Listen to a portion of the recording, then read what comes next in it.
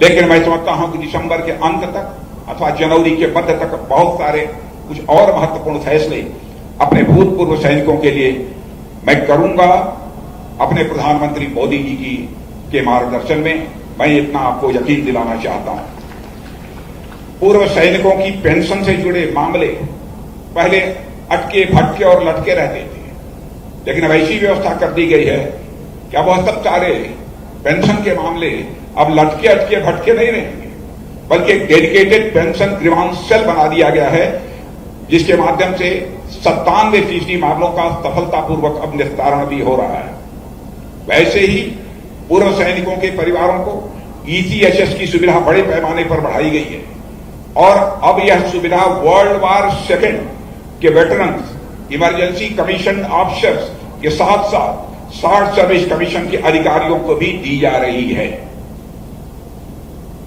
और मुझे यह जानकारी प्राप्त हुई है कि हमारी उत्तराखंड की सरकार भी बहुत सारे कुछ ऐसे फैसले किए हैं हमारे भूतपूर्व सैनिकों के लिए, और मैं मानता हूं कि यह तो सचमुच वीरों की धरती है, बहादुरों की धरती है, हमारे सेना के जवानों की धरती है।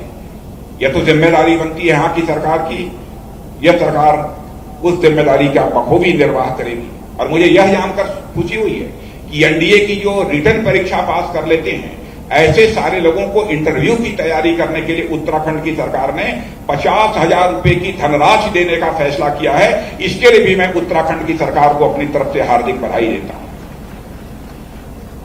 मुझे यह भी बतलाया गया है कि उत्तराखंड की सरकार ने हल्द्वानी में पढ़ाई कर रहे सैनिकों के बच्चों के लिए छात्रावास बनाने का भी फैसला लिया है, और शायद जैसा मुझे बतलाया गया है कि वह छात्रावास बनना भी प्रारंभ हो गया है।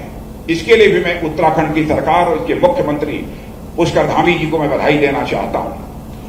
बहनों भाइयों, मैं इतना ही आपको कहना चाहूंगा, जितना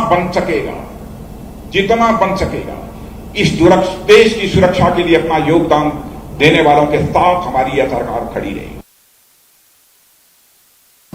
सैनिक परिवारों के लिए, सैनिकों से यहां के पलायन को लेकर, यहां के रोजगार को लेकर मैं आप सबको विश्वास दिलाता हूं कि उनको श्रद्धांजलि देते हुए कि हमारी सरकार उनके सारे सपनों के अनुरूप उन सभी चीजों को आगे बढ़ाने का काम करेगी।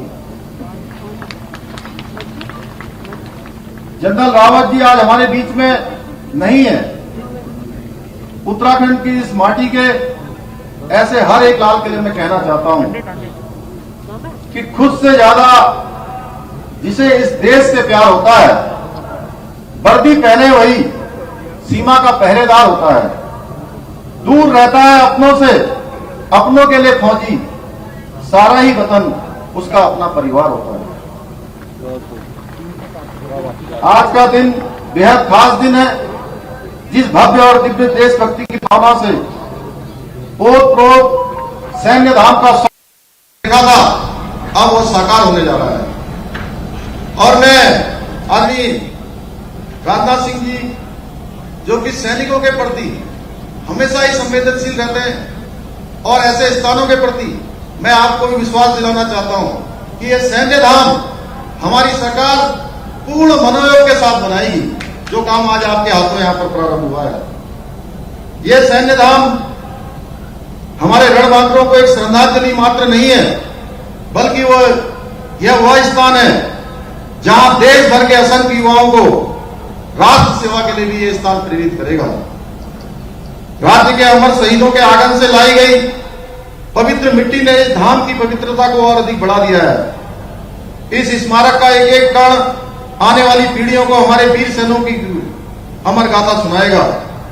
हमारी ये देवभूमि वीर भूमि के नाम से विख्यात है, और हमारे प्रदेश के हजारों सैनिक आज भी देश की सेवा में तत्पर हैं।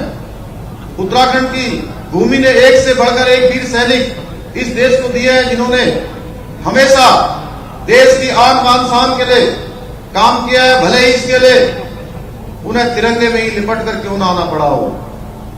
राष्ट्र रक्षा के लिए हमारे इन सैनिकों ने कभी अपने प्राणों की परवाह नहीं की और भारत की आन बान शान को हमेशा बढ़ाने का काम किया है। भाइयों बहनों, हमारी पार्टी के देश के वीर सैनिकों का सम्मान सदैव सर्वोच्च रहा है।